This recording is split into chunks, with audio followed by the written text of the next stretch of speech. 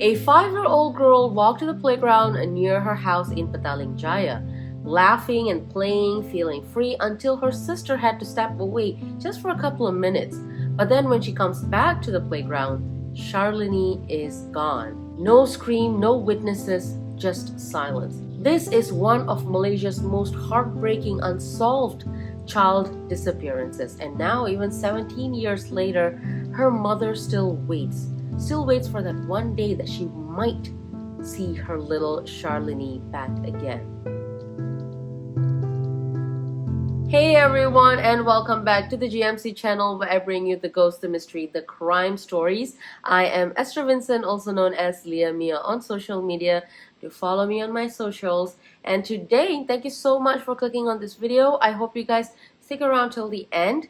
Today is a heartbreaking case, and I hope you guys like it, like the way that I convey this case. If you did, please don't forget to leave me a thumbs up, comment, and if you're new here or if you have not done so, please do subscribe.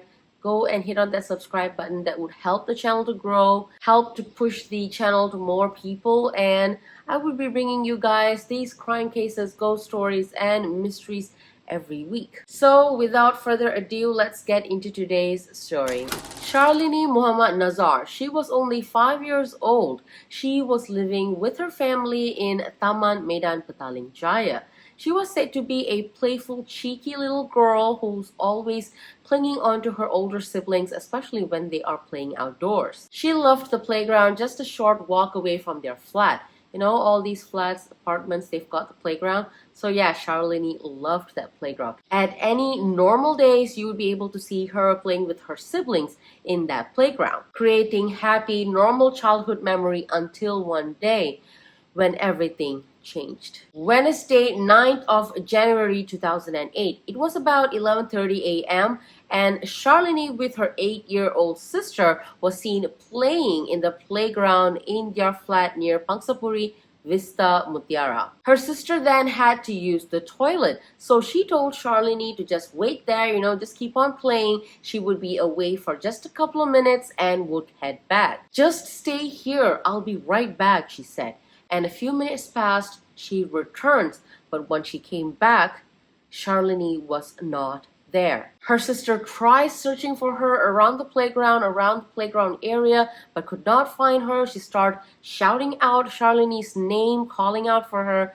No response, so she immediately runs back to her home to alert her parents. Her parents immediately got into searching, shouting out her name, trying to locate her. Neighbors rushed in to help. Some people went to the other flats, other corridors, other blocks, trying to locate the missing child, but there was no sign.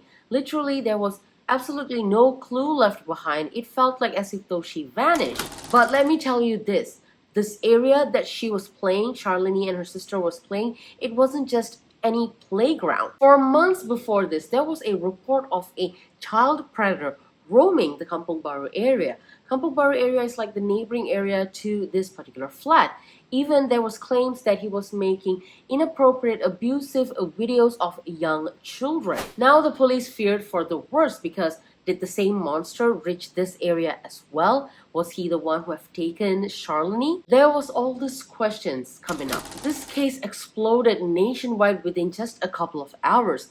Police immediately started activating all stations across the nation, and immigration checkpoints were placed on high alert. Even Interpol was notified, turning this case into a global concern. Sharlinie's photo, it started appearing in all major news channels and news portals in Malaysia. I'll have to agree with that, because this happened in 2008. I was still a teen, still in school back then, and yes, I saw Sharlinie's picture all the way on the northern side of Malaysia, because at that time I lived like 500 kilometers away from where all this happened. I stayed all the way at the north of Malaysia, literally in an island that you got to travel about 1.5 hours from the mainland to the island. So it was far to the north in an island, but still I saw so many Sharlinie's missing poster everywhere, like in my school bulletin board, in my school's bus stop,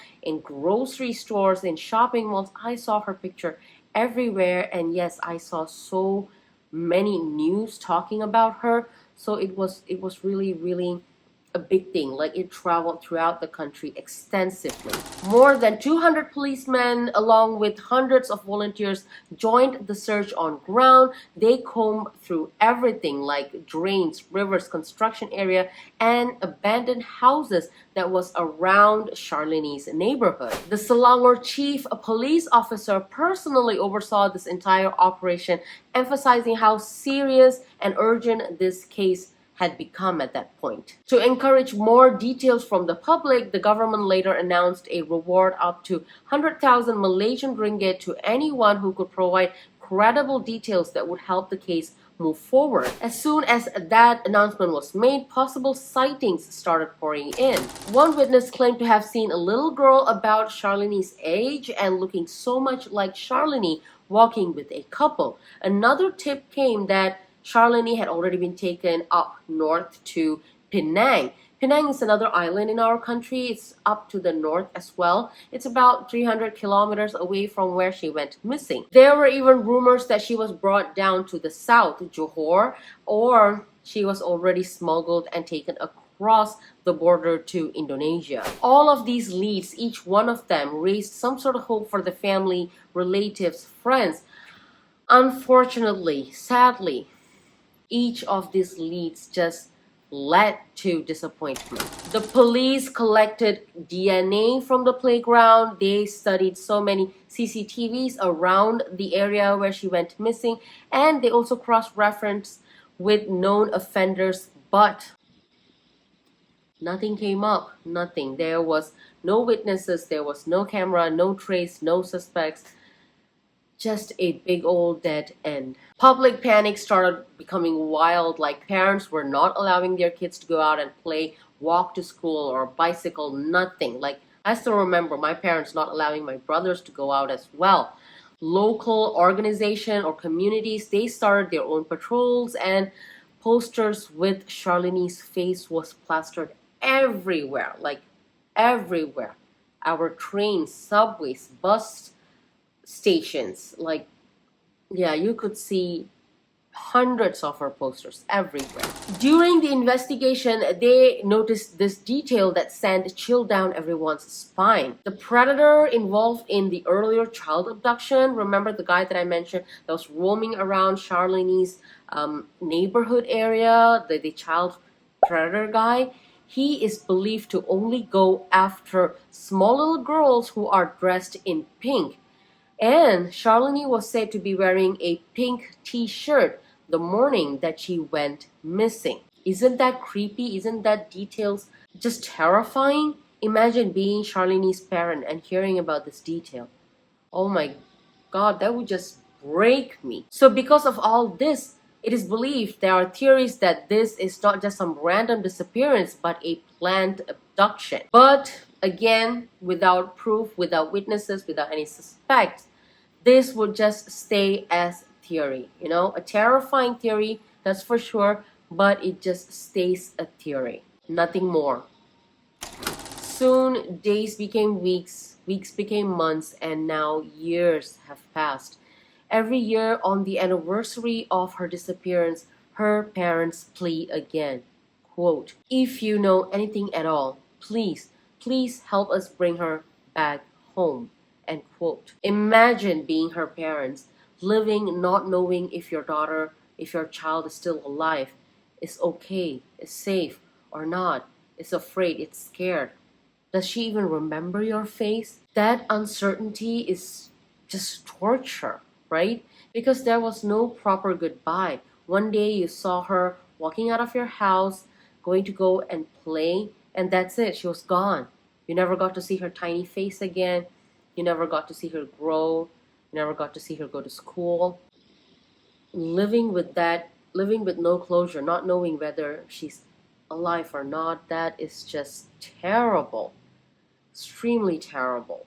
God. Sharlinie would be 22 years old today. Maybe she is still out there. Maybe she's still waiting for someone to find her or maybe recognize her face. We would never know. So if you're watching this video till this very moment, share this story. Share this case to others. Let's try to keep the name Sharlinie alive, because hope, I think hope is the one and only thing that's keeping that family going, right?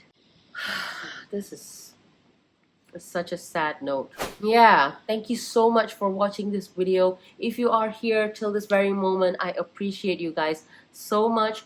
Please do leave a thumbs up, leave a comment on what you thought about this, share it with others, and don't forget to subscribe, guys. Please do go and subscribe. It really does help the channel to grow. I know I'm repeating myself, but I would really want to see this channel grow further. And if you guys have time to spare, do watch my other videos that might be popping around at any time. And I hope you guys come back, visit back again next week. Until then, stay safe out there. Take care of your children, any children around you. Be safe, and I will see you guys soon. Bye.